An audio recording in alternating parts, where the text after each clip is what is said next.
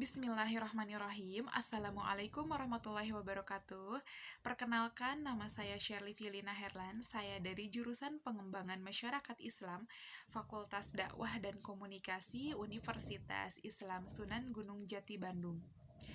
Untuk kesempatan kali ini, saya akan mempresentasikan hasil ujian tengah semester saya mengenai mitigasi bencana.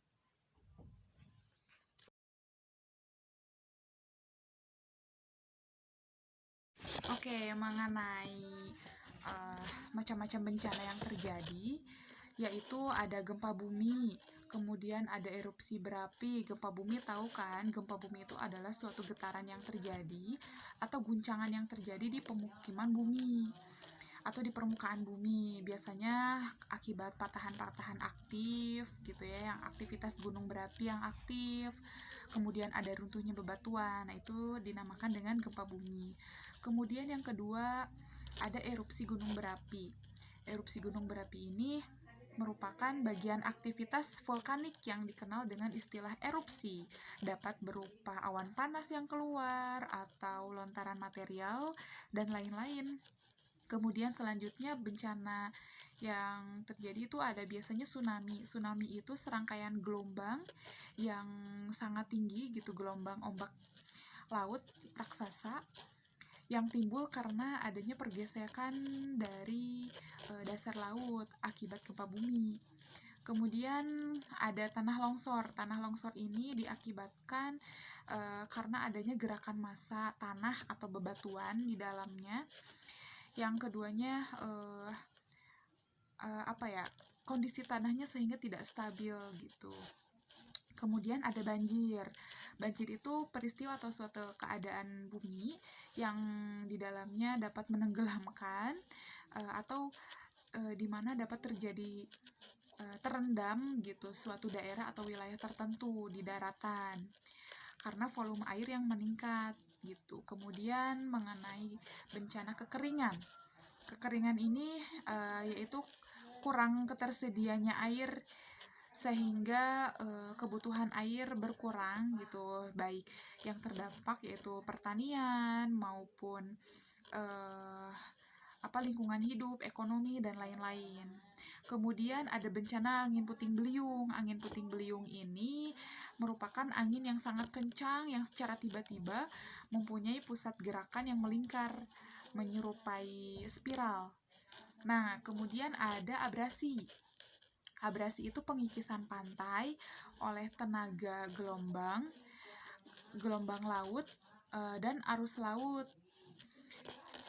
Kemudian selanjutnya ada abrasi. Abrasi itu proses pengikisan pantai oleh tenaga gelombang laut dan arus laut yang bersifat merusak. Kemudian ada kebakaran hutan. Kebakaran hutan ini keadaan yang dimana hutan dan lahan dilanda api sehingga mengakibatkan kerusakan hutan.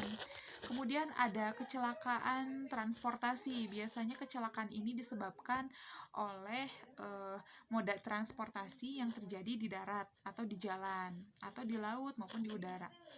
Kemudian kecelakaan industri. Kecelakaan industri ini kecelakaan yang disebabkan oleh dua faktor, yakni ada oleh perilaku kerja ataupun berubahnya atau kondisi yang berbahaya seperti itu. Kemudian kejadian yang luar biasa, timbul atau meningkatnya kejadian kesakitan atau kematian yang bermakna yang secara mendadak itu. Kemudian ada aksi teror.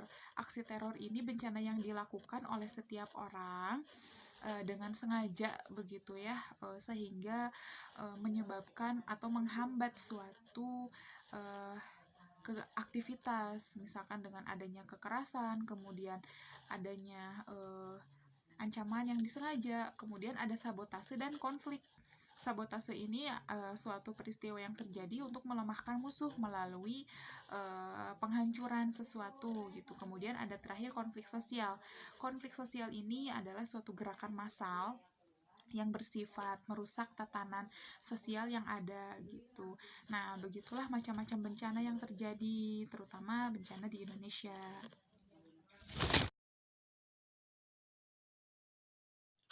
Mengenai ayat bencana yang terjadi, saya dapat mengambil dari salah satu ayat yakni surat Al-Ankabut ayat 37. Yang akan saya bacakan ya mengenai ayat tersebut. Bismillahirrahmanirrahim. Fakadzabuhu fa'akhadathumur rajafatu fasbahu fi darihim jasimin. Nah, artinya, maka mereka mendustakan Syuaib, lalu mereka ditimpa gempa yang sangat dahsyat, dan jadilah mereka mayat-mayat yang bergelimpangan di tempat-tempat yang tempat-tempat tinggal mereka.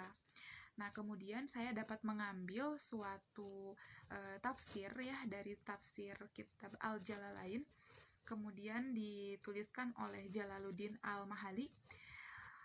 Beliau berkata bahwa mereka mendustakan Syuaib, lalu mereka ditimpa gempa yang dahsyat, gempa yang sangat kuat goncangannya, dan jadilah mereka mayit-mayit yang bergelimpangan di rumah-rumah mereka, yakni mereka mati dalam keadaan tertunduk di atas lutut mereka di tempat tinggal mereka masing-masing.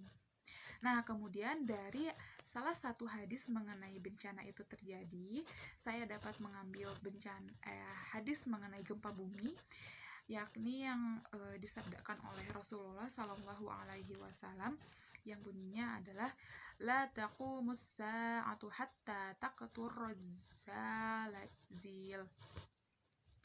Artinya tidak akan terjadi tiba hari kiamat hingga banyak terjadi gempa bumi. Itu diriwayatkan oleh hadis riwayat Bukhari. Dalam riwayat lain disebutkan pula bahwa gempa bumi terjadi dalam waktu yang cukup lama, selama beberapa tahun.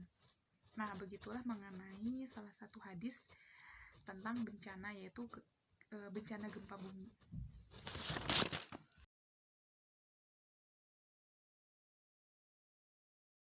Urgensi mitigasi bencana bagi masyarakat itu sangat penting sekali. Karena apa? Karena dengan adanya mitigasi bencana ini, setiap masyarakat dapat menghadapi bencana dengan siap siaga.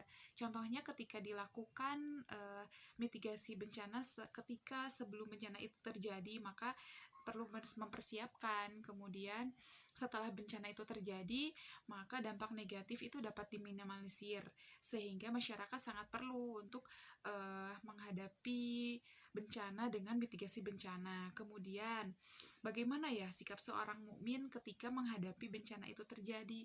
Maka sikapnya harus memiliki sikap sabar, kemudian berpikir positif. Karena apa? Dengan kesabaran ini, Allah akan meninggikan derajat seseorang ketika diuji, ketika ditimpa musibah atau bencana.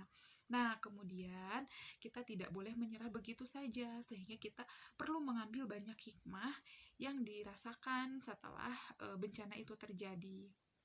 Maka kita tidak boleh menyerah dan harus bangkit dari bencana itu.